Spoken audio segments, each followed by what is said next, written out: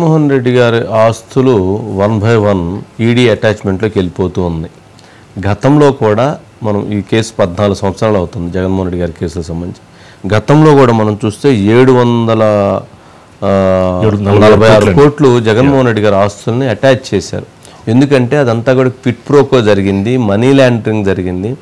ఎవరైతే ఒకరికి భూములు కేటాయించి, ప్రభుత్వ భూములను కేటాయించి వాళ్ళ ద్వారా డబ్బులు తీసుకొని వాటిని విదేశాలకు పంపించి ఆ విదేశాల నుంచి మళ్ళీ జగన్మోహన్ రెడ్డి గారి కంపెనీలోకి వచ్చినాయి అనేటువంటి ఉద్దేశంతో విత్ ఎవిడెన్సెస్తో గతంలో ఈడీ వాటి ఆస్తుల్ని ఇచ్చేశారు. తర్వాత మళ్ళీ వాటిని వీళ్ళు అప్పీల్ చేసుకోవడంతో కొన్ని రిలీజ్ చేశారు. కానీ ఇప్పుడు మరలా వాటన్నిటికీ మళ్ళీ 1/1 ఈడీ తన విచారణలో భాగంగా ముందుకు తీసుకెళ్తుంది. ఇప్పటికే దాల్మియాకు సంబంధించినటువంటి 793 కోట్లు ఆస్తుల్ని జప్తు చేశారంటే 793 కోట్లు అంటే అది ప్రజల డబ్బు.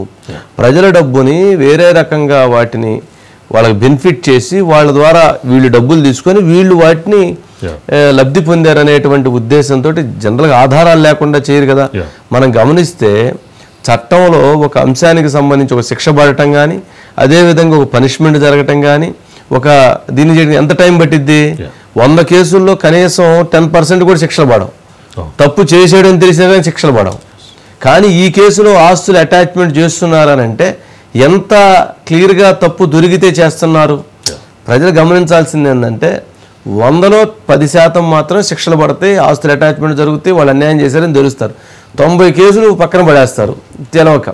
కానీ దీంట్లో ఆస్తులు అటాచ్ చేస్తున్నారంటే ఎంత క్లియర్గా న్యాయస్థానం దీంట్లో తప్పు జరిగింది అనే దాన్ని ఐడెంటిఫై చేసింది.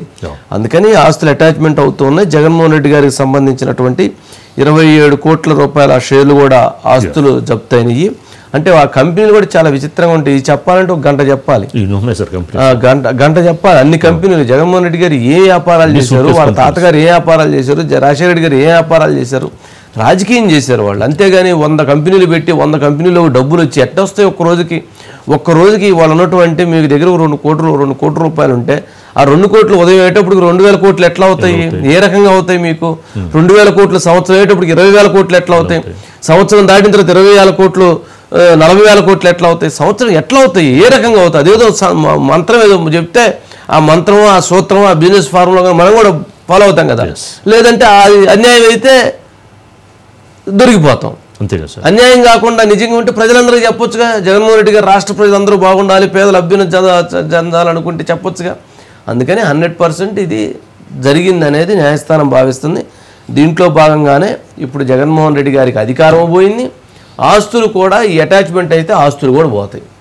ఎందుకు పోతాయి అంటే అవి ప్రజల ఆస్తి, ఆయన ఆస్తి కాదు. ఆయనేం కష్టపడి సంపాదించలా, ఆయనేం వ్యాపారాలు చేయలా, ఆయనేం ఇన్వెస్ట్మెంట్స్ ఏం చేయలేదు, ఆయన పెట్టుబడి పెట్టి వ్యాపారం చేసింది కాదు.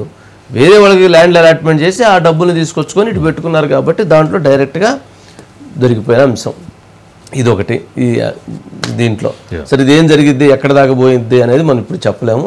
అధికారం పోయింది, ఆస్తులు కూడా పోబోతున్నటువంటి ప్రమాదం ఏర్పడింది. ఆస్తులు కనుక ఈసారి కనుక అటాచ్మెంట్ అయిపోతే అవన్నీ ప్రభుత్వం స్వాధీనం చేసుకునేది.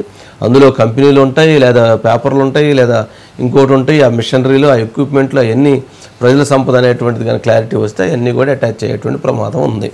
ఒకటి